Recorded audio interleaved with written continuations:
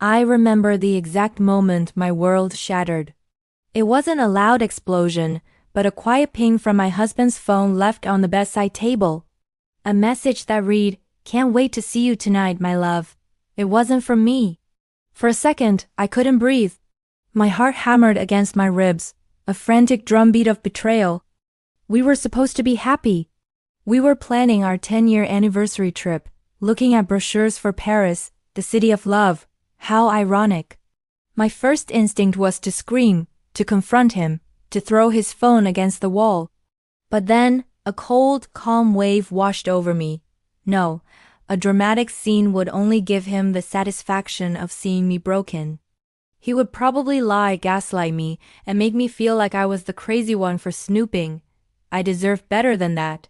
I deserved a reckoning, not just a fight. So, I took a deep breath, put the phone back exactly where I found it, and went to make coffee. I smiled when he came into the kitchen, kissing him good morning as if nothing had happened. Inside, a storm was raging, but on the surface, I was the perfect, unsuspecting wife.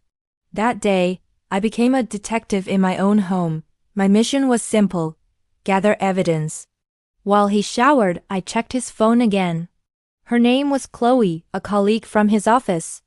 Their messages were a sickening mix of inside jokes, future plans, and declarations of love. They had been seeing each other for 6 months. 6 months of lies, stolen moments, and secrets whispered behind my back. I took pictures of everything, saving them to a secure cloud account he knew nothing about. I felt a strange sense of detachment, like I was watching a movie about someone else's life. This couldn't be my Mark, the man I had loved since college, the man who held my hand through every high and low.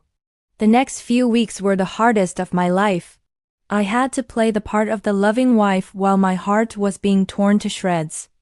I cooked his favorite meals, listened to him complain about work, and even discussed our anniversary plans, all while knowing he was planning another life with someone else.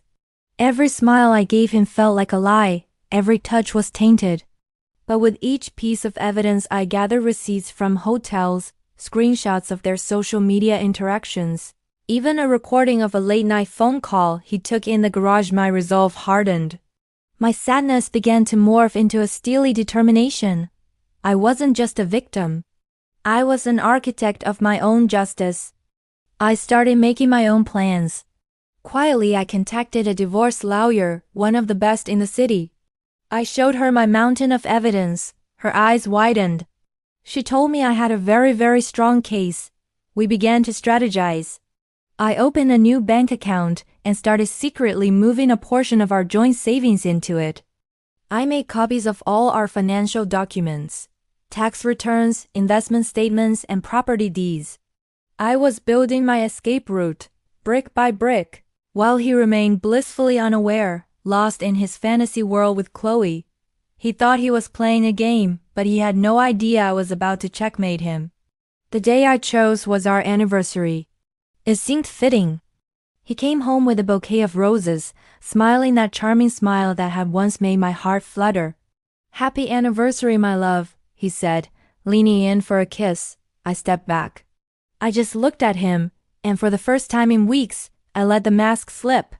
The hurt, the anger, the sheer disgust was all there in my eyes. His smile faltered. "What's wrong?" he asked. I didn't say a word. I just slid a manila envelope across the kitchen counter. It contained printouts of his texts with Chloe hotel receipts, and the first page of the divorce papers my lawyer had filed that morning. His face went from confused to pale to horrified as he looked through the contents. He started stammering, trying to form excuses, but the evidence was undeniable. How did you know?" he whispered. I finally found my voice. "You underestimated me, Mark. You thought I was weak. You thought I wouldn't notice. But while you were busy with your little affair, I was busy planning my future, a future without a liar and a cheater in it. I watched the man I once loved crumble, and I felt nothing, no sadness, no pity. Just a profound sense of relief. It was over. I had taken back my power. Walking out of that house, leaving him with the ruins of the life he destroyed, was the first step into my new beginning.